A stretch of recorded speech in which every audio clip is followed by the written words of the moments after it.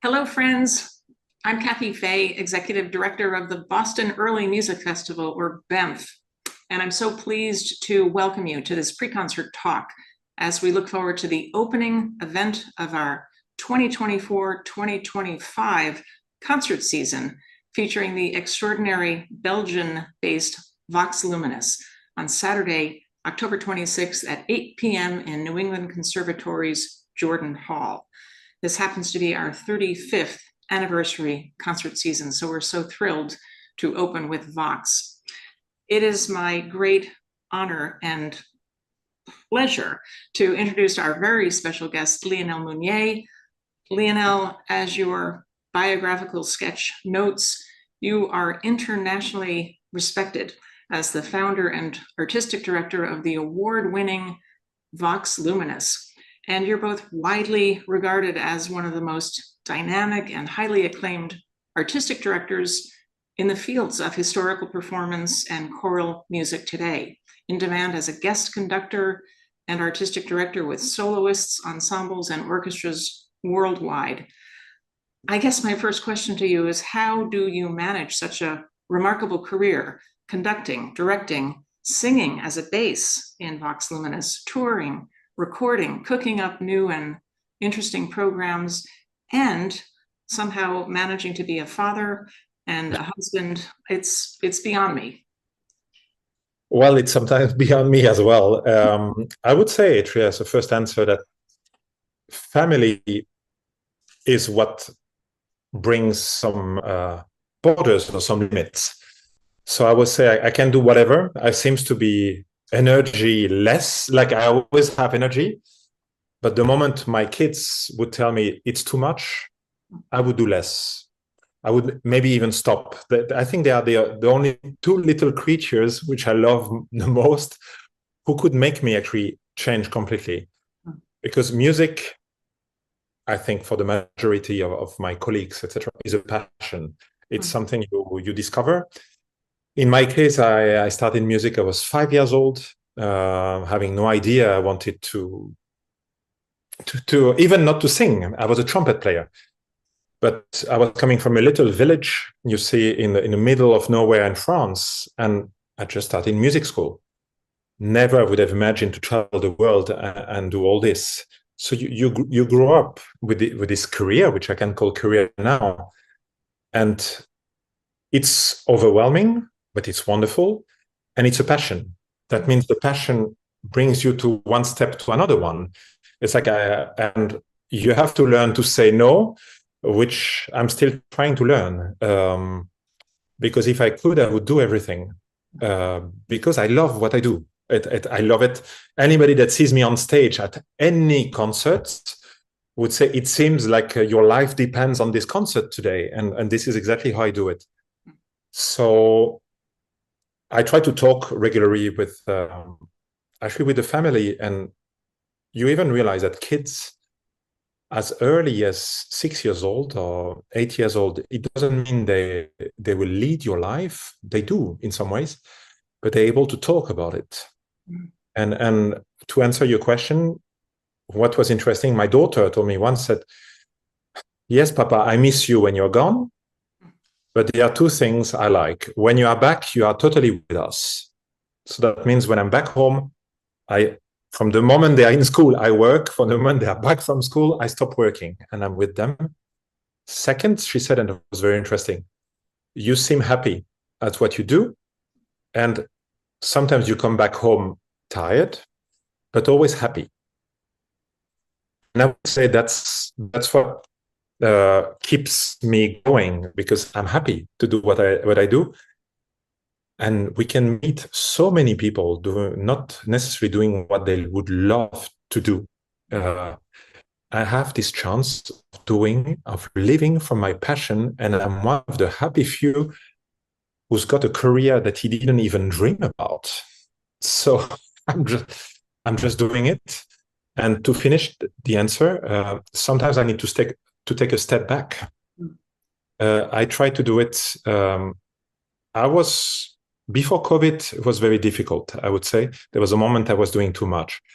COVID was wonderful for me not what was happening was wonderful. Of course, people got very sick, people died, etc. But to suddenly stop and slow down and be with my family was something that I think saved me.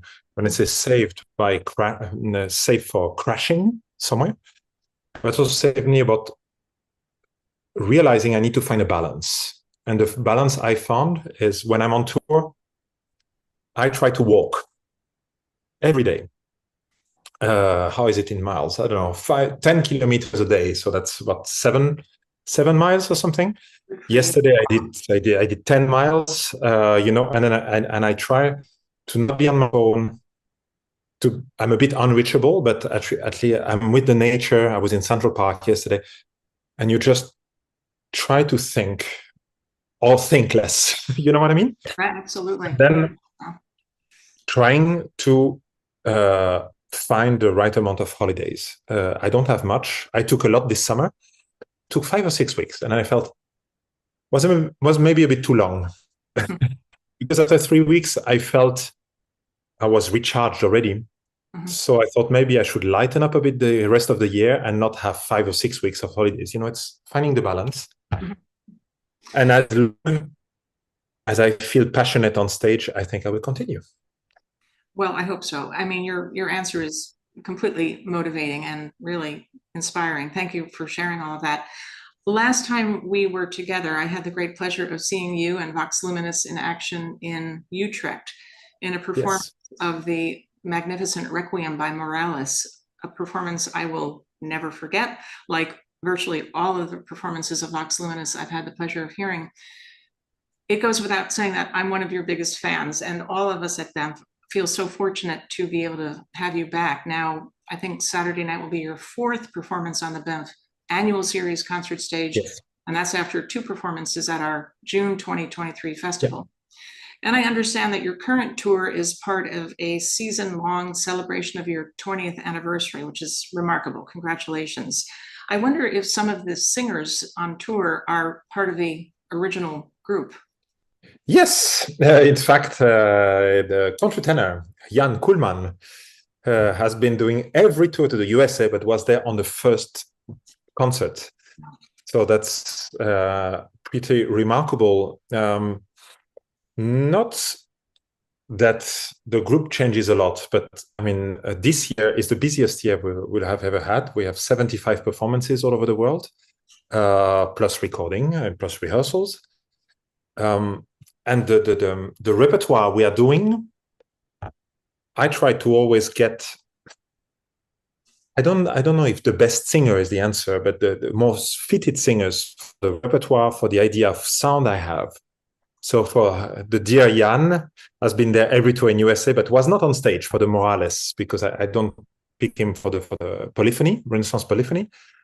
But you have some people that are there for quite long. My bass colleague, Sebastian, is celebrating his 10th anniversary with the ensemble. He did some days ago. Who do you have? Yeah, you have Olivier and Philippe. That's, we call that, we are part of the dinosaurs, as we call it. So they joined in 2009. So 15 years ago, you see both of them. So many... Julie is not with us this time. For the first time, you were talking about family.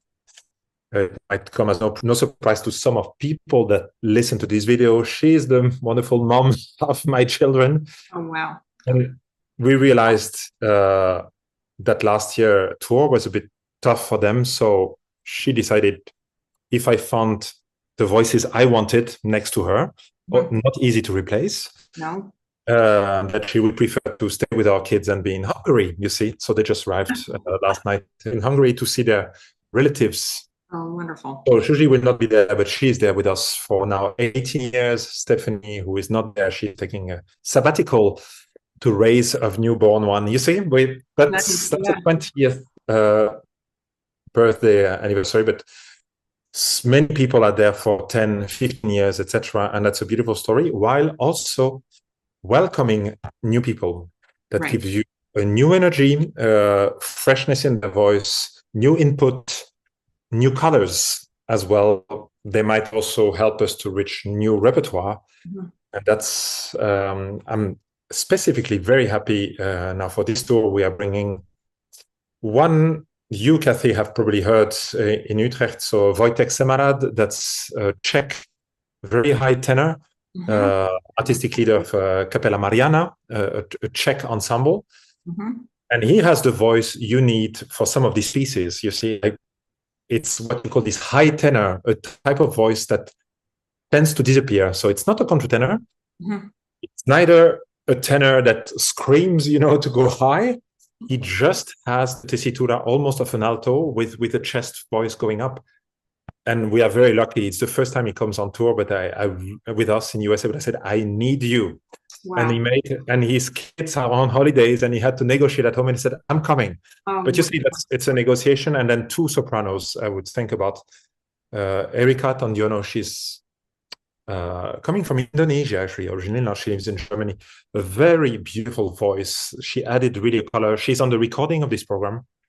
And now Sofia Faltas, a young Dutch, half Dutch, half Egyptian soprano too, who is 22, 23. She's a kind of talent that you meet only once in a while. She auditioned for me. She was 19. I was blown away. Wow. And it's the first time she comes on tour with us, and I think you will all fall in love for this incredible artist. So you see, it's constantly building the thing. I would say almost like a sport team. Actually, you know, you need to have the veterans who are there, who know how it's going. Veterans know what Lionel likes, right. And I'm one of the veterans because I sing. But you need sometimes to have younger ones which bring the energy, but as well challenges you and obliges you to keep a certain level, that you don't fall on, you know, sit back and think, we've made it, now we can relax. So this is my task as an artistic leader to find, again, the right balance. Right, sure, yeah. Let me just talk a little bit about your program, or rather have you talk about your program. So the upcoming concert, which looks absolutely beautiful, is titled A German Baroque Requiem. And you've explained that your inspiration, well, you explain your inspiration to me. I understand that you're using texts from the Brahms Requiem set by various other German Baroque masters. Tell us more about this really fascinating program together, and why you decided to bring this to the United States. So I'm very happy to bring it, and it has multiple angles. The first one, why are we touring to the USA?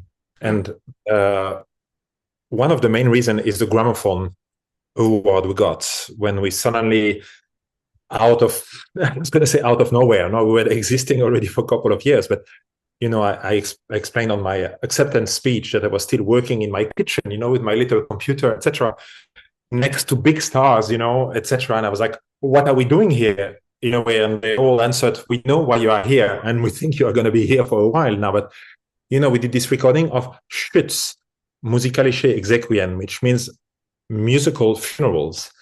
And this is, in fact, the first requiem, the first German requiem.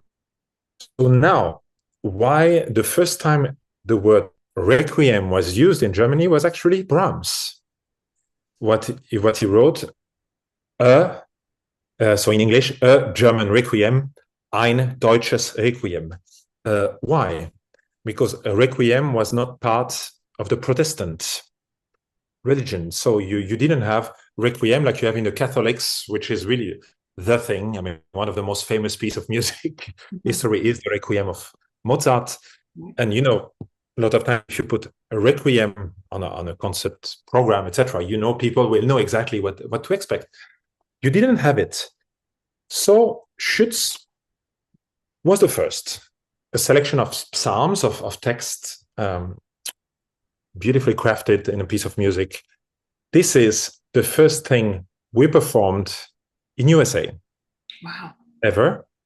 And the first thing we performed in Boston. Wow. This was 9 years ago, if I recall correctly. I would say the 2015 BEMF festival. Quite a memory. Was a festival, I remember, with a lot of Monteverdi, if I recall correctly. Then we did Schütz and Monteverdi, you know, Schütz studied in Italy, etc. And I remember the success for Schütz, for Requiem, and I was like, it's the proof we can bring anything if you defend it with conviction. Now, after this project, with the sound engineer of Richard Carr, the label with whom we record, we both discovered over a bottle of wine our fascination for the Requiem of Brahms. Okay. We both said, oh my God, Schütz is wonderful, one bar to the last bar, but Brahms, there is not a single note I would take away. And I said, oh yeah, I love Brahms. We talked about this. The bottle was getting empty. And then we realized we both had in our mind that one day we should maybe check how many of the text present in the Brahms Requiem had been used already in the 17th century, which is a music we love absolutely. He said, oh, you had the same idea. Yeah, we should do it one day. And then, you have tons of projects. You don't think about it and you leave it on the side. And then sometimes you find one piece. So Selig sind die Toten, how sweet is the death? That's one that was used a lot. And we're like, okay, some others must have been used. And then COVID happened. Then we called each other. We said, now we have time. Should we really seriously do it? And that's what we did. We started we say, okay, we check on each other in 1 month. And then we could not we would send an email to one another. I think I found this piece. It's fantastic. Then pretty quickly, we decided to have some pieces by Johann Hermann Schein, who was the Thomas Cantor, so the head of the church, of the Thomas Church in Leipzig, about a century before Bach. And he was very highly regarded by Bach. And then for the most common texts, we thought there are so many, we need to find some that have never been performed since. So to do new world premiere. And this is how we started. Incredible. We found some.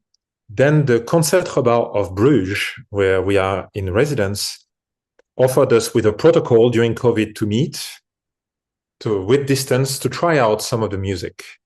Because some we could not decide. We were starting making the edition, and you have to decide which one. So we had 3 days where we could meet again and do music together, eat outside together and laugh. And then we basically made the selection and then realized it was wonderful.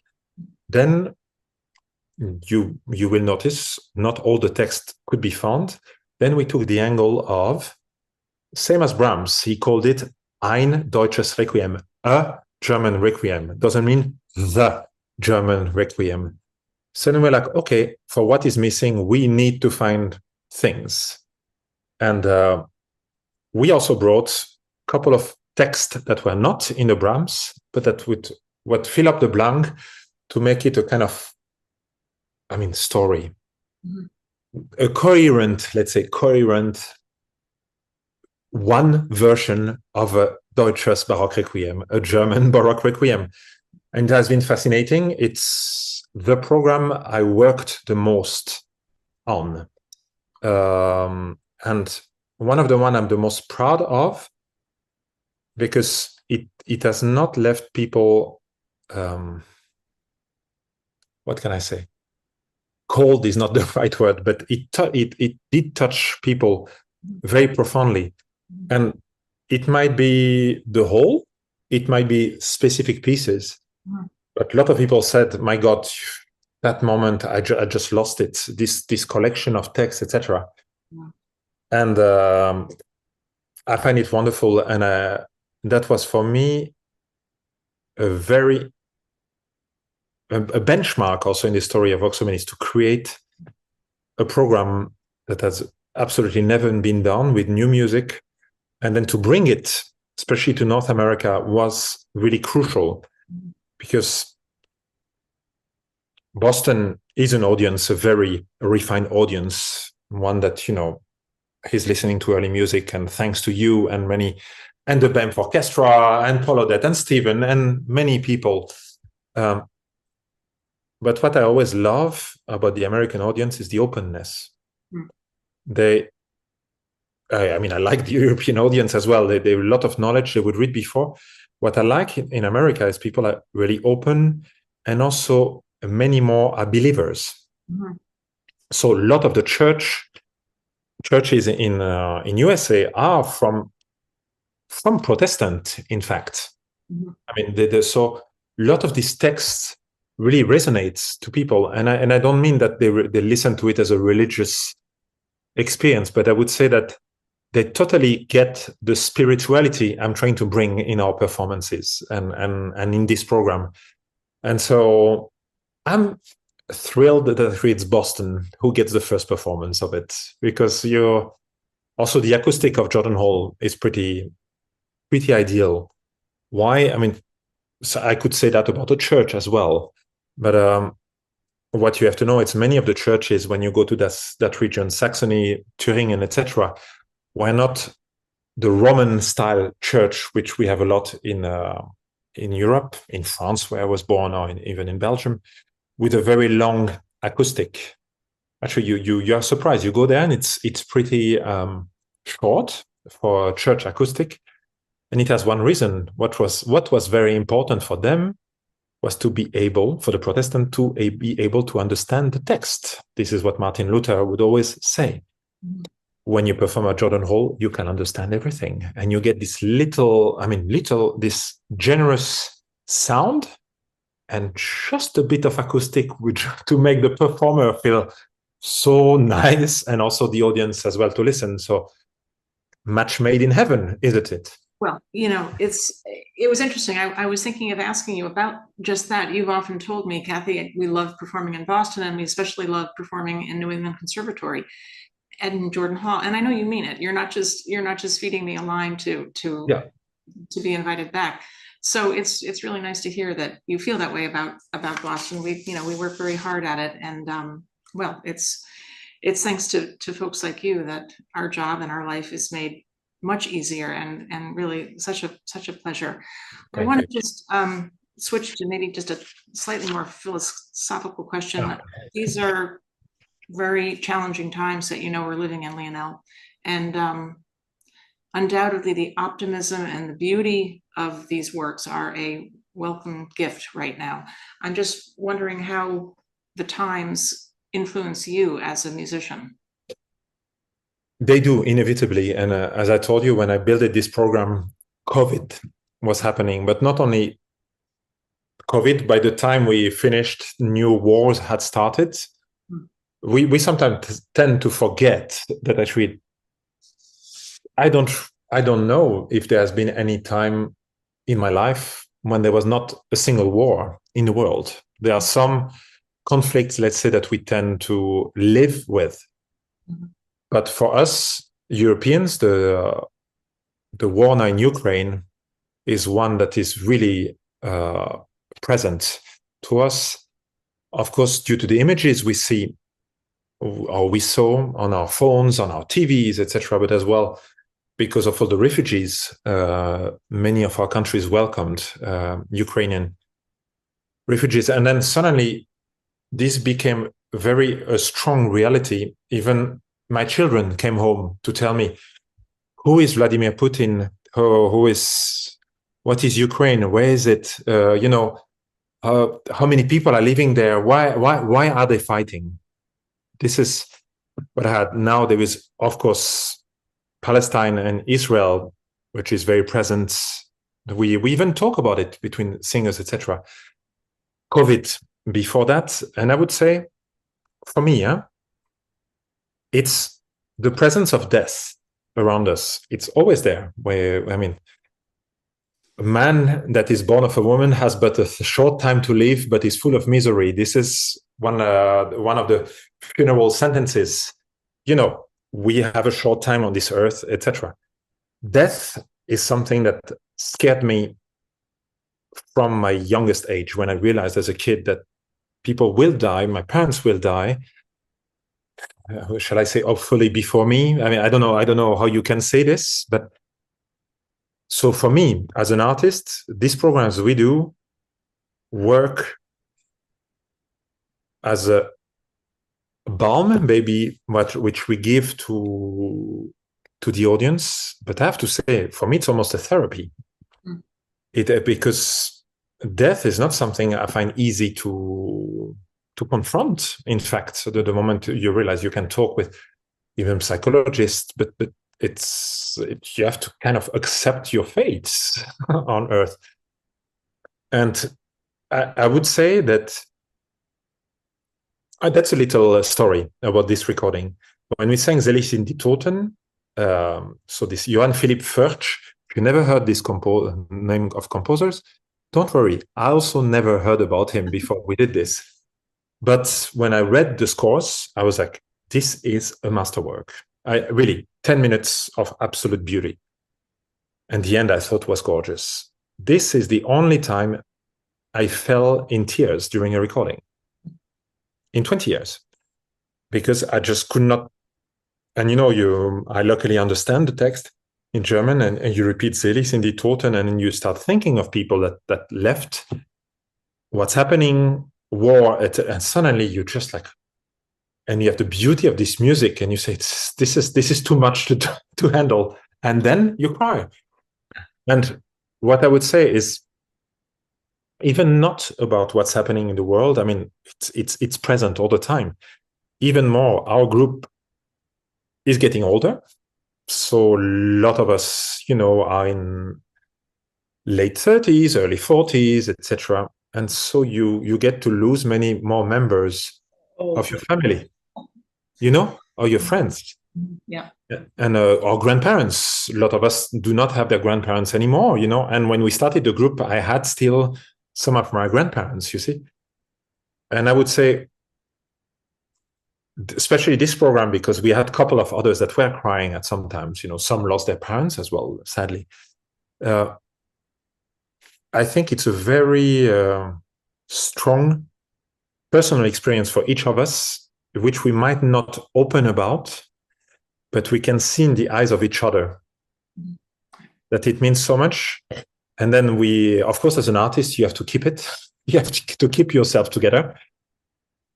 But I believe through some of the reactions we had on the concert, we performed part of the program in Utrecht. It was 2 years ago, I would say now. I remember the director, Xavier Van Damme, who you know very well, he left the hall in tears. He could not take it anymore. I hope nobody will do that now. I don't know, but he said he had lost his father not so long before, and just said, suddenly it just went to me. But some others, many people in the audience wrote to us after to say some said I was completely in another world. I remember one young person in the audience who came to me and just fell in tears in my arms. Some said I had to stop at a little moment to just read the texts because it's so profound, so deep. And when you get these remarks, I think we managed something. And what I would say, the goal of this program is maybe to leave to the audience a very profound moment in experience. This is not a moment where we are trying to reach the loudest clap or the biggest bravos. It's not that we don't like a loud clap or bravos, but this is not the goal. I would say in this one, it's maybe to transport the people, maybe in thoughts, in thinking of people that left them or what's happening in the world. But it's maybe to do a concert and a music they will never forget, an experience they will not forget. And I think for me, sometimes this is really the highest point you can reach in our work as musician, is to create something that people will remember for very long. If they don't, it's also fine. But I do believe quite some will. Lionel, wow. I will offer a personal note at this point, which is to say that my mom passed away 2 years ago, right around this time, actually October 13th, 2022. And you performed on the BEMF concert stage about a week later. And I'll never, ever in my life forget when you stood up at the end of that concert and dedicated the concert to the mom of Kathy. I remember, yes. So I could I could talk to you for hours and hours, whether we have wine or no wine, water or no water. It's just a great pleasure, but I should wrap up. We're just about at that point where I know you have another obligation. We don't want to tire you out. So needless to say, thank you so much, Lionel. I'm literally counting the hours and minutes before Saturday night, looking so forward to your performance. I also just want to express my very sincere thanks to David Halstead and Jay Santos, sponsors of the October 26th performance by Vox Luminis, as well as Andrew Siegel, sponsor of the virtual presentation by Vox Luminis. Our in-person and virtual performances are made possible by generous leadership donors like David and Jay and Andrew, and we are all so very grateful. Let me just add that for those wishing to attend our Saturday night concert, October 26th, tickets are still available and can be purchased online by visiting the BEMF website at BEMF.org or by calling the BEMF office at 617-661-1812. For those unable to attend our performance on Saturday night, virtual tickets are still available. Our virtual presentation premieres Saturday, November 9th at 8 p.m.